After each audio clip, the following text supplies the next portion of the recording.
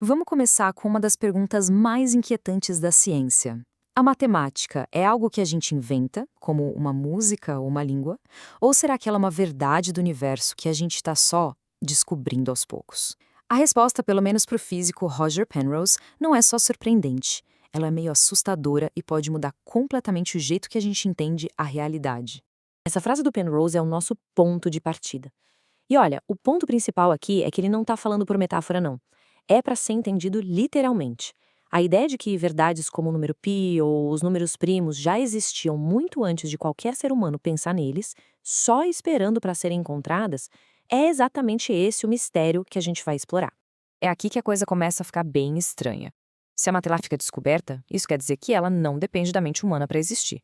É uma noção que mexe com o nosso lugar no universo e nos leva a uma conclusão bem impressionante.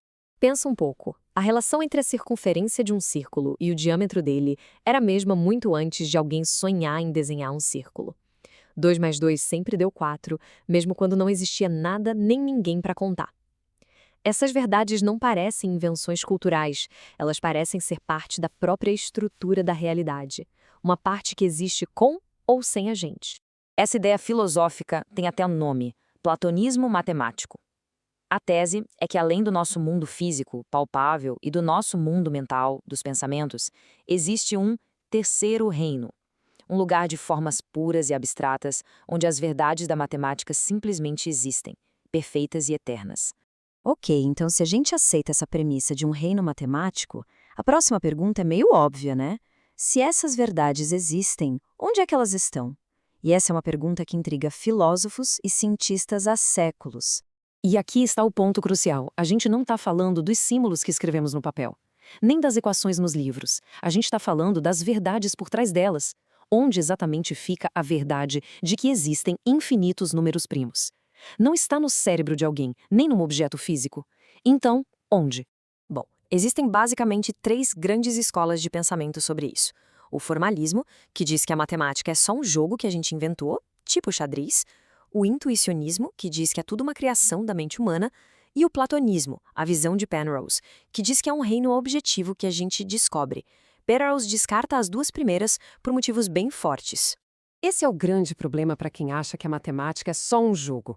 Se é só um jogo, com regras que a gente inventou, por que a natureza joga seguindo exatamente essas regras?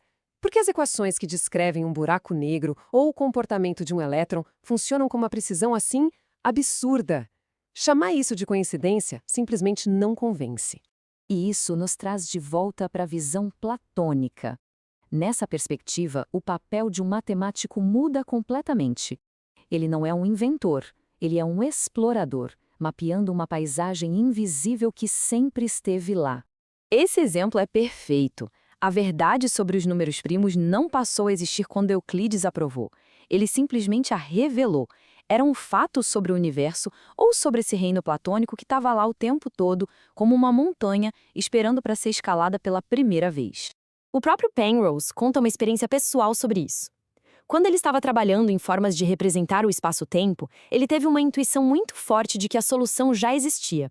Ele não a inventou do zero. Ele a procurou por meses até que, finalmente, ele a enxergou.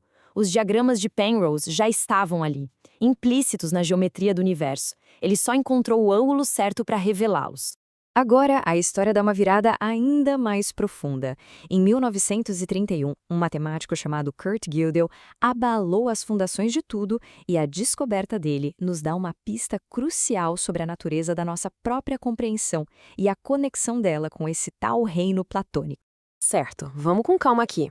Gödel mostrou que em qualquer sistema matemático que segue regras fixas, a gente pode criar uma frase que diz: "Eu não posso ser provada por este sistema." O sistema fica num beco sem saída. Se ele provar a frase, ele se contradiz. Então ele não pode prová-la. Mas nós, olhando de fora, conseguimos ver que, exatamente por isso, a frase é verdadeira. E isso mostra uma diferença que parece fundamental. Uma máquina, uma IA, é por definição um sistema formal. Ela está presa dentro das suas regras, do seu algoritmo. A mente humana, no entanto, parece ter essa capacidade de dar um passo para fora do sistema e enxergar verdades que o próprio sistema não consegue alcançar. Isso sugere que o nosso pensamento não é puramente algorítmico. É por isso que Penrose fica com um pé atrás quando o assunto é inteligência artificial de verdade. Uma IA pode resolver problemas, achar padrões, até provar teoremas. Mas será que ela entende o significado por trás disso? Ou ela está só manipulando símbolos de uma forma extremamente sofisticada? A prova de Gödel sugere que a compreensão de verdade exige algo que os algoritmos não têm. Então, como é que tudo isso se encaixa? Penrose propõe um modelo para a gente pensar sobre a realidade, dividido em 3 mundos que são distintos, mas que de alguma forma misteriosa estão interligados. A gente tem o mundo físico, onde vivemos, o mundo mental, que é o reino da nossa consciência e das nossas experiências, e o mundo matemático, aquele reino platônico de verdades perfeitas e que não mudam com o tempo. O verdadeiro mistério não está nos mundos em si, mas em como eles se conectam. Essa é a primeira grande pergunta. Por que o universo parece ser governado por equações elegantes? Por que a estrutura do mundo físico pode ser descrita com tanta precisão por objetos que vêm do mundo matemático? A conexão é clara, mas a razão por trás dela é um mistério total. E aqui vem a segunda pergunta, talvez ainda mais maluca. Como é que os nossos cérebros, que são objetos físicos feitos de átomos, conseguem ter acesso a esse reino que não é físico, que é abstrato? Como é que um processo físico de neurônios disparando nos permite pensar sobre o infinito ou sobre a natureza dos números primos? Certo, mas por que tudo isso importa para além da filosofia? Bom, vamos pensar em algo bem ficção científica, comunicação com inteligências extraterrestres. Se a matemática for só uma invenção nossa, as chances de um entendimento são quase zero. Mas se for uma descoberta, então qualquer civilização avançada terá descoberto os mesmos princípios. Números primos, π, as constantes fundamentais, essa seria a nossa pedra de roseta cósmica. Essa é a grande conclusão.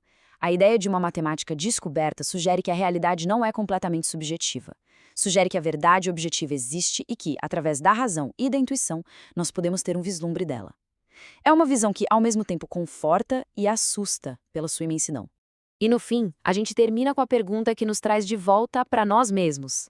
Como é possível que nós, seres finitos que vivemos por um tempo limitado, consigamos acessar e compreender verdades que parecem ser eternas e infinitas? O fato de que a gente consegue sequer formular essa pergunta talvez seja o maior mistério de todos, conectando a nossa consciência diretamente à estrutura mais profunda da realidade.